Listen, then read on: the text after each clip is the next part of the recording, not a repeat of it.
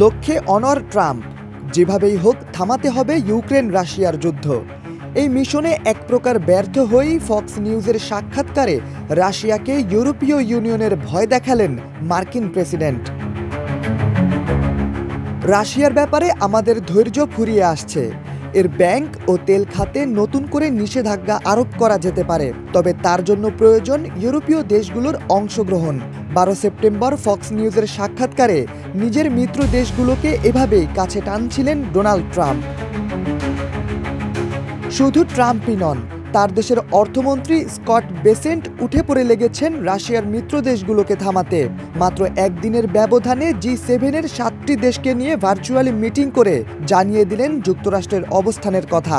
বললেন রাশিয়ার কাছ থেকে তেল কেনা দেশগুলোর ওপর চাপ বাড়াতে যুক্তরাষ্ট্রের পাশাপাশি অন্য দেশগুলোকেও এগিয়ে আসতে হবে। শুধু ঐক্যবদ্ধ চেষ্টা পুতিনের যুদ্ধ পরিচালনার অর্থায়নের উৎসকে কেটে দিতে পারে। 12 সেপ্টেম্বর শুক্রবারে G7-এর সেই বৈঠকের পর কানাডা জানিয়েছে রাশিয়ার ওপর চাপ বৃদ্ধির নানা অর্থনৈতিক পদক্ষেপ নিয়ে আলোচনা হয়েছে, যার মধ্যে আছে নতুন নিষেধাজ্ঞা ও শুল্ক আরোপের মতো বিষয়। এই শুল্ক ইউক্রেনে রাশিয়ার যুদ্ধ পরিচালনায় সহায়তা করা দেশগুলোর ওপর আরোপ করা যেতে পারে। ওদের স্বপ্ন পূরণে পাশে থাকতে পেরে আমরা গর্বিত। ইউরোপীয় ইউনিয়ন ও G7-এর 7টি দেশ Japan, Canada, France, Germany, Italy, যুক্তরাজ্য, যুক্তরাষ্ট্রের নতুন শুল্ক হুমকির মুখে এখন রাশিয়ার মিত্র দেশগুলো। আর ভারত এখন দেশটির সবচেয়ে বড় জ্বালানি তেলের ক্রেতা, যারা 50% মার্কিন শুল্ক গুনছে।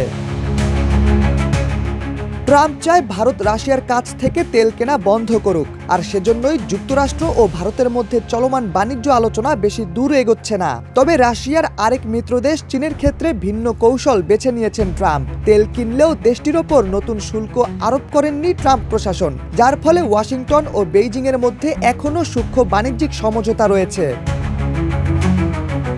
রাশিয়া এবং ইউক্রেনের মধ্যে শান্তি চুক্তি আনতে গিয়ে হোঁচট খাচ্ছেন ট্রাম্প, এমনটাই বলছেন বিশেষজ্ঞরা। দিন দিন ইউক্রেনের ওপর রাশিয়ার হামলা আরও জোরদার হচ্ছে।